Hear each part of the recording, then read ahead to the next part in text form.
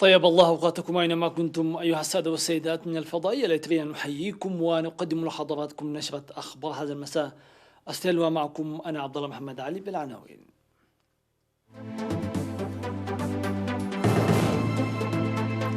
فخامة الرئيس سياسة فرقي وأبي أحمد يبحثان عن القضايا الثنائية والإقليمية والدولية. صيانة قناة تحويلية في ضحية حادث بمديرية فرع. إعفاء مدفوعات إيجارات البيوت والمتاجر تتواصل. قادة الاتحاد الأوروبي يواصلون مناقشة خطة الإنعاش. اتفاق بين الحكومة الفرنسية وشركاء على قانون معاشات التقاعد والبطالة. كاتالونيا تحث سكان برشلونة على البقاء في منازلهم لاحتواء قرى. أهلا بكم إلى التفاصيل. تعزيزا وتدعيما للعلاقات الثنائية والتعاون الإقليمي الذي بدأ بين إريتريا وإثيوبيا بعد اتفاق إعلان السلام والصداقة المبرم في أسمرة في 9 من يوليو 2018. وصل إريتريا اليوم السبت رئيس وزراء إثيوبيا الدكتور أبي أحمد. التفاصيل في سياق التقرير التالي بصوت الزميل قاسم أحمد.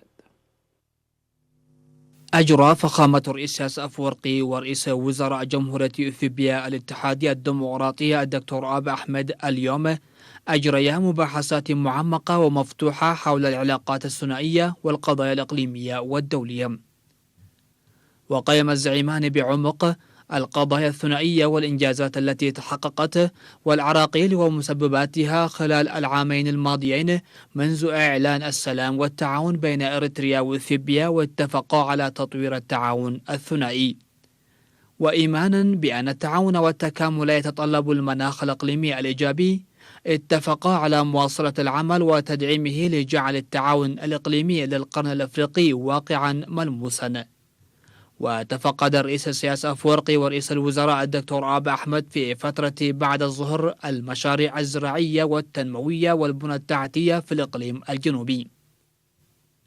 وقد وصل رئيس وزراء إثيوبيا الدكتور أبي أحمد أسمر صباح اليوم في زيارة عمل تستغرق يوما. يرافق رئيس وزراء إثيوبيا في زيارته المتحدث باسم برلمان إثيوبيا السيد تاغسي تشافو، ووزير الدولة بوزارة الخارجية السفير رضوان حسين ومسؤولين آخرين. يقوم مزارعو ضحية حدش بمديرية فرو بإقليم شمال البحر الأحمر بنفير شعبي لصيانة قناة تحويلية للاستفادة من السيولة القادمة من المرتفعات سعيا لزيادة الإنتاج. وأوضح مسؤول التنمية الاقتصادية بالمديرية السيد صالح إبراهيم لوكالة الأنباء الإريترية بأن القناة التحويلية تنمي 1700 هكتار، مشيرا إلى أهمية دعم الآليات أخذا في الاعتبار قوة تدفق السيول. وقال منسق النفير أن الجهود الشاقة الجارية سنويا لتحويل السيول القادمة عبر أودية علي قدة وحداس وكومايل وغيرها لن تجلب حل دائم لذلك، ومن أجل إيجاد حل مستدام يجب على الجهات المعنية منح اهتمام أكبر وتقديم دعم الآليات. أعفى الإريتريون في الداخل والمهجر إيجارات البيوت والمتاجر. وفادت المعلومات الواردة بأن المواطن أبراهام غويتوم المقيم في ألمانيا أعفى إيجار 3 أشهر في بارادوبا و6 أشهر في عد سوغدو، والسيدة بسرات أبراهام من ألمانيا إيجار 3 أشهر من إندا جرمن، وأسرة ستيفانوس جبر ميكائيل إيجار 3 أشهر في دار قولوس، والسيدة لت أبراهام باشاي جرتنسايم من ألمانيا إيجار 2 شهرين في ترى أمني، وإفريم تكيم من ألمانيا وإيجار 3 أشهر في دبروا. ومن كندا أعفى السيد ماتيوس سكالا إيجار 2 شهرين في حطملو بمصوع وجزامندا بأسمرة، والغانيش قبر مدهن إيجار 3 أشهر في تسني و6 أشهر في أسمرة، وتابوتو منغستو إيجار 2 شهرين في مندفرة، وقدسان كداني إيجار 2 شهرين في قندع، والغانيش تخلي إيجار 2 شهرين في سنبل. ومن إيطاليا أعفى السيد برهانة ولد برهان إيجار 2 شهرين في بلزة، والسيدة زايد هبتو إيجار 2 شهرين في حديش عدي بأبا شاول، وأسرة دبوج هبهتا 2 شهرين في حديش عدي بأبا شاول.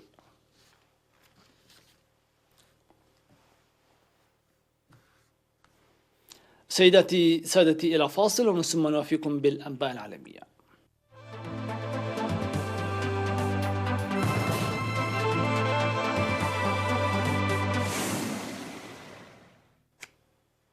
أهلا بكم من جديد. يحاول قادة الاتحاد الأوروبي لليوم الثاني على التوالي من قمة في بروكسل تلين موقف الدول التي توصف بالمقتصدة والتي على رأسها هولندا والنمسا للتوصل إلى اتفاق حول خطة واسعة لإنعاش الاقتصاد في دول التكتل وتجاوز الأزمة الناجمة عن وباء كوفيد-19. ويعقد القادة الأوروبيين في بروكسل أول اجتماع لهم وجها لوجه منذ 5 أشهر بسبب الوباء مزودين بكمامات. وبعد ساعات من المناقشات والتي وصفتها مصادر عدة بالبناءة، التقى رؤساء الدول والحكومات الأوروبيين في عشاء شهد توترا في النقاشات بسبب موقف هولندا الذي اعتبر متشددا جدا حول مراقبة الأموال التي يمكن أن توزع. وفي صلب المحادثات خطة إنعاش لما بعد كوفيد-19 بقيمة 750 مليون يورو يمولها قرض مشترك، وهي من فكرة مستوحاة من اقتراح تقدم به الرئيس الفرنسي إيمانويل ماكرون والمستشارة الألمانية أنجيلا ميركل. ونص الاقتراح على أن تقدم هذه الأموال مقابل إصلاحات تقوم بها الدول المستفيدة.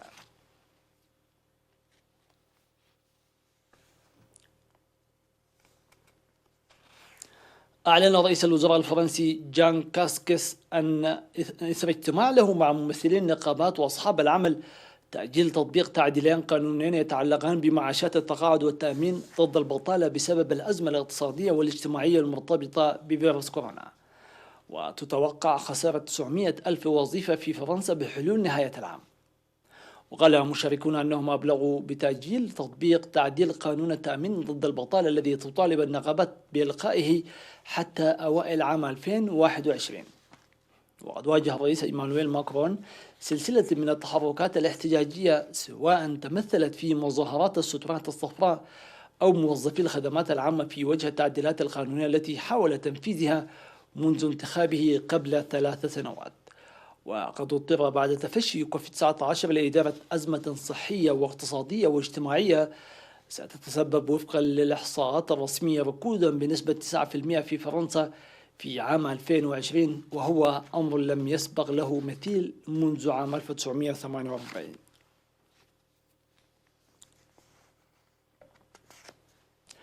دعت سلطات منطقة كاتالونيا الإسبانية سكان برشلونة للبقاء في منازلهم والإحجام عن التجمعات التي تزيد عن 10 أشخاص لمكافحة انتشار فيروس كورونا المستجد. لكن الحكومة المحلية لم تصل إلى حد فرض إجراءات عزل عام إلزامية في ثاني أكبر مدن إسبانيا، وقالت أن الإجراءات التي طلبتها من السكان تهدف لتجنب اللجوء إلى ذلك. وحث مسؤولون في المنطقة في مؤتمر صحفي سكان برشلونة، وهي إحدى مناطق الجذب السياحي الرئيسية في البلاد، على التسوق عبر الإنترنت والخروج للضرورة القصوى فقط. كما ستفرض السلطات قيودا للحد من الفعاليات الثقافية والرياضية.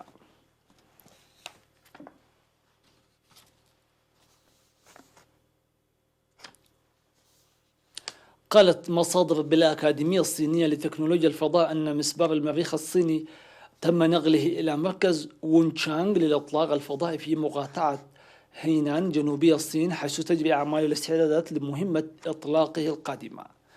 ويصل المريخ إلى أقرب نقطة إلى الأرض في مداره كل 26 شهرا، وأقرب نافذة إطلاق إلى المريخ هي العام الحالي، حيث سيستخدم إطلاق مركبة فضائية أقل كمية من الوقود. وأعلنت الصين في أبريل أن أول مهمة استكشاف للمريخ كانت قد سميت تاينون 1، وكما هو مقرر فمن المخطط إرسال مسبار إلى المدار والهبوط وإطلاق مركبة تجول على كوكب المريخ. وسيتم إطلاق المسبار بواسطة صاروخ حامل من طراز لونج مارش 5.